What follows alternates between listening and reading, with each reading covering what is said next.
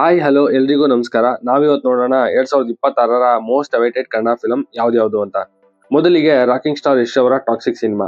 ಇದರ introduction teaser already release ಆಗಿ ಸಿಕ್ಕಾಪಟ್ಟೆ ಸೌಂಡ್ ಮಾಡ್ತಾ ಇದೆ. ಇನ್ನು ಇದು ಹಾಲಿವುಡ್ ರೇಂಜ್ ಅಲ್ಲಿ ಇರುವಂತ ಸಿನಿಮಾ ಆಗಿದ್ದು ಈ ವರ್ಷದ ಮೋಸ್ಟ್ ಎಕ್ಸ್ಪೆಕ್ಟೆಡ್ ಫಿಲಂ ಆಗಿದೆ.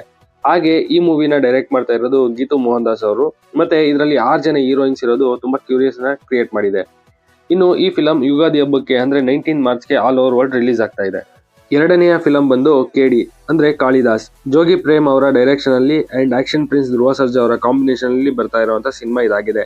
ಇದರ ಟೀಸರ್ ಆಲ್ರೆಡಿ ಸಿಕ್ಕಾಪಟ್ಟೆ ಸೌಂಡ್ ಮಾಡ್ತಾ ಇದ್ದು ಈ ಫಿಲಂ ಲಾಸ್ಟ್ ಇಯರ್ ರಿಲೀಸ್ ಆಗ್ಬೇಕಿತ್ತು. ಆದ್ರೆ ಕಾರಣಾಂತರಗಳಿಂದ 30th ಏಪ್ರಿಲ್ಗೆ ರಿಲೀಸ್ ಆಗ್ತಿದೆ. ಇನ್ನು ಇದರಲ್ಲಿ ಧ್ರುವ ಸರ್ಜಾ ಅವರ ಜೊತೆ ರವಿಚಂದ್ರನ್, ರಮೇಶ್, ರೇಷ್ಮಾ ನಾನಯ್ಯ, ಸಂಜಯ್ ದತ್ ಮುಂತಾದವರು ಆಕ್ಟ್ ಮಾಡಿದ್ದಾರೆ. ಹಾಗೆ ಇದರ ಎಲ್ಲಾ ಸಾಂಗ್ಗಳು ವೈರಲ್ ಹಿಟ್ ಆಗಿದೆ.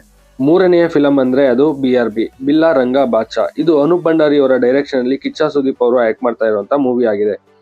ಇದು 2209 ADಯಲ್ಲಿ ನಡೆಯುವಂತ ಆಕ್ಷನ್ ಅಡ್ವೆಂಚರ್ ಫ್ಯಾಂಟಸಿ ಫಿಲಂ ಆಗಿದ್ದು ಇದರ ಫಸ್ಟ್ ಲುಕ್ ಆಲ್ರೆಡಿ ಸೌಂಡ್ ಮಾಡ್ತಾ ಇದೆ. ಹಾಗೆ ಈ ಫಿಲಂ ಇದೇ ಡಿಸೆಂಬರ್ ಅಲ್ಲಿ ರಿಲೀಸ್ ಆಗೋ ಪ್ಲಾನ್ ಮಾಡ್ಕೊಂಡಿದೆ.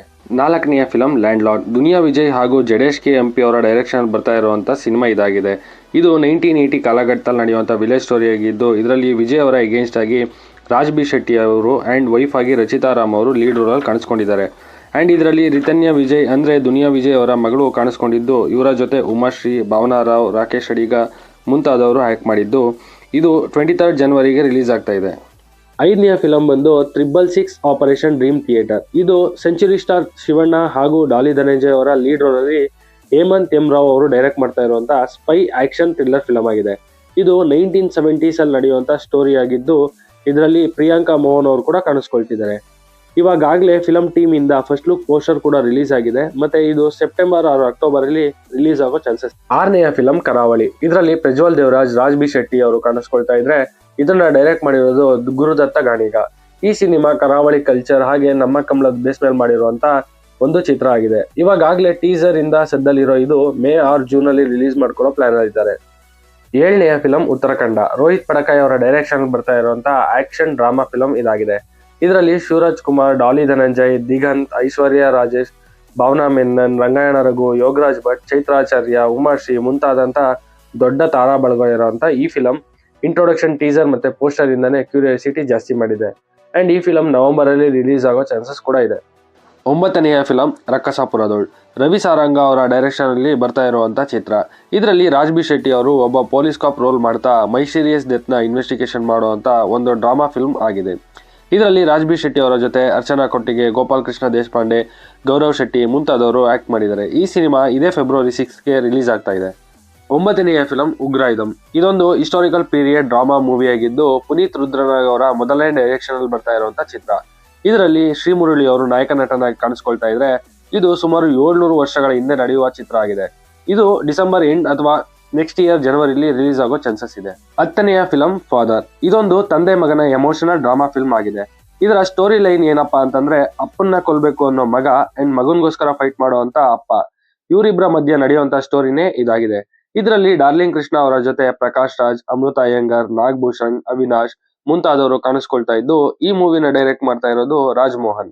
ಮತ್ತೆ ಇದು ಏಪ್ರಿಲ್ or ಮೇ ಎಂಡ್ ಅಲ್ಲಿ ರಿಲೀಸ್ ಆಗೋ ಪ್ಲಾನ್ ಅಲ್ಲಿ ಇದೆ. 11ನೆಯ film the rise of Ashoka. ಇದೊಂದು ಪೀರಿಯೋಡಿಕ್ ಆಕ್ಷನ್ ಫಿಲ್ಮ್ ಆಗಿದ್ದು ಇದರಲ್ಲಿ ಸತೀಶ್ ನೀನಸಂ ಅಂಡ್ ಸಪ್ತಮಿ ಗೌಡ ಅವರು ಆಕ್ಟ್ ಮಾಡ್ತಾ ಇದ್ದಾರೆ. ಇದು ಸುಮಾರು 1970 ಕಾಲಘಟ್ಟದಲ್ಲಿ ನಡೆಯುವಂತ ಚಿತ್ರ ಆಗಿದ್ದು ಇದನ್ನ ಡೈರೆಕ್ಟ್ ಮಾಡ್ತಾ ಇರೋದು ವಿನೋದ್ ದಾಂಡೋಲೆ. ಅಂಡ್ ಈ ಫಿಲಂ ಇದೇ ಫೆಬ್ರವರಿಲಿ ರಿಲೀಸ್ ಆಗೋ ಪ್ಲಾನ್ ಮಾಡ್ಕೊಂಡಿದೆ. 12ನೆಯ ಫಿಲಂ ಬಂದು city lights. Salaga and Bheema film ಆದ್ಮೇಲೆ ದುನಿಯಾ ವಿಜಯ್ ಅವರು ಡೈರೆಕ್ಟ್ ಮಾಡ್ತಾ ಇರುವಂತ ಲವ್ ಡ್ರಾಮಾ ಫಿಲ್ಮ್ ಇದಾಗಿದೆ. ಇನ್ನು ಇದರಲ್ಲಿ ವಿನಯ್ ರಾಜ್ಕುಮಾರ್ ಅವರು ಹೀರೋ ಆಗಿ ಆಕ್ಟ್ ಮಾಡ್ತಾ ಇದ್ದಾರೆ. ಹೀರೋಯಿನ್ ಆಗಿ ದುನಿಯಾ ವಿಜಯ್ ಅವರ ಎರಡನೇ ಪುತ್ರಿ ಮೋನಿಶಾ ವಿಜಯ್ ಅವರು ಆಕ್ಟ್ ಮಾಡ್ತಾ ಇದ್ದಾರೆ. ಇವರ ಜೊತೆ ದುನಿಯಾ ವಿಜಯ್, ಉಮಾಶ್ರೀ ಇವರು ಕೂಡ ಆಕ್ಟ್ ಮಾಡ್ತಾ ಇದ್ದು ಇದು ನವೆಂಬರ್ ಅಲ್ಲಿ ರಿಲೀಸ್ ಆಗೋ ಚಾನ್ಸಸ್ ಇದೆ. 13ನೆಯ ಫಿಲಂ ಲವ್ ಮಾಕ್ಟೈಲ್ 3. ಇವಾಗಲೇ ಪಾರ್ಟ್ 1 ಅಂಡ್ ಪಾರ್ಟ್ 2 ಇಂದ ಹಿಟ್ ಆಗಿರೋ ಲವ್ ಮಾಕ್ಟೈಲ್ ಫಿಲಂ ನ ಕಂಟಿನ್ಯೂಯೇಷನ್ ಪಾರ್ಟ್ 3 ಆಗಿದೆ. ಇದರಲ್ಲಿ ಅಪ್ಪ ಮತ್ತೆ ಮಗಳ ಲವ್ ಅಂಡ್ ಎಮೋಷನ್ ಮೇಲೆ ಕಾನ್ಸಂಟ್ರೇಟ್ ಮಾಡಿರುವಂತ ಫಿಲ್ಮ್ ಇದಾಗಿದ್ದು ಇನ್ನು ಇದರ director cum actor darling Krishna ಆಗಿದ್ರೆ ಇವರ ಜೊತೆ ಮಿಲನಾ ನಾಗರಾಜ್, ಅಮೃತ ಅಯ್ಯಂಗಾರ್, ರಿಚಲ್ ಡೇವಿಡ್ ಮುಂತಾದವರು ಆಕ್ಟ್ ಮಾಡಿದ್ದಾರೆ. ಇದು ಏಪ್ರಿಲ್ 10ಗೆ ರಿಲೀಸ್ ಆಗೋ ಪ್ಲಾನ್ ಮಾಡ್ಕೊಂಡಿದೆ. 14ನೆಯ film Richard Anthony. Almost 4 years ಇಂದ ವೇಟ್ ಮಾಡ್ತಾ ಇರುವಂತ ಚಿತ್ರ ಇದಾಗಿದ್ದು ಎಲ್ಲೋ ಒಂದು ಕಡೆಯಿಂದ ಬರ್ತಾ ಇರೋ ಮಾಹಿತಿಯ ಪ್ರಕಾರ ಇವಾಗಲೇ ರಕ್ಷಿತ್ ಶೆಟ್ಟಿ ಅವರು ಲಾಸ್ಟ್ 6 months ಇಂದ ಫಾರಿನ್ ಅಲ್ಲಿ ಸ್ಕ್ರಿಪ್ಟ್ ರೆಡಿ ಮಾಡ್ಕೊಂಡ್ ಬಂದು ದೈವದ ಮೊರೆ ಹೋಗಿದ್ದಾರೆ ಅಂತ ಹೇಳಲಾಗ್ತಿದೆ. ಇಫ್ ಇನ್ ಕೇಸ್ ಇದು ನಿಜ ಆದ್ರೆ ಇದೇ ವರ್ಷದ ಕೊನೆಯಲ್ಲಿ ಈ ಫಿಲಂ ಕೂಡ ರಿಲೀಸ್ ಆಗೋ ಚಾನ್ಸಸ್ ಇದೆ.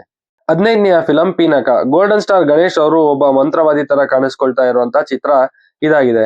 ಇದನ್ನ ಡೈರೆಕ್ಟ್ ಮಾಡ್ತಾ ಇರೋದು ಧನಂಜಯ್ ಬಿ. ಇನ್ನು ಈ ಚಿತ್ರ 1 ಇಯರ್ ಇಂದ ಶೂಟ್ ಮಾಡ್ತಾ ಇದ್ದು ಈ ವರ್ಷದ ಎಂಡ್ ಅಲ್ಲಿ ರಿಲೀಸ್ ಆಗೋ ಚಾನ್ಸಸ್ ಇದೆ. ಇದಿಷ್ಟು ಆಗಿತ್ತು ಪಾರ್ಟ್ 1. ಪಾರ್ಟ್ 2 ನಾನು ನೆಕ್ಸ್ಟ್ ವಿಡಿಯೋಲಿ ಅಪ್ಲೋಡ್ ಮಾಡ್ತೀನಿ. ಇನ್ನು ನಿಮ್ಗೆ ಈ ವರ್ಷದ ಮೋಸ್ಟ್ ಎಕ್ಸ್ಪೆಕ್ಟೆಡ್ ಫಿಲಂ ಯಾವುದು ಕಮೆಂಟ್ ಮಾಡಿ ಅಂತ ಹೇಳ್ತಾ ನನ್ನ ಈ ವಿಡಿಯೋನ ಕ್ಲೋಸ್ ಮಾಡ್ತಾ ಇದ್ದೀನಿ. ನಿಮ್ಗೆ ಈ ವಿಡಿಯೋ ಇಷ್ಟ ಆಗಿದ್ರೆ ಲೈಕ್ ಮಾಡಿ, ಶೇರ್ ಮಾಡಿ, ಸಬ್ಸ್ಕ್ರೈಬ್ ಮಾಡಿ, ಸಪೋರ್ಟ್ ಮಾಡಿ. Thanks for watching this.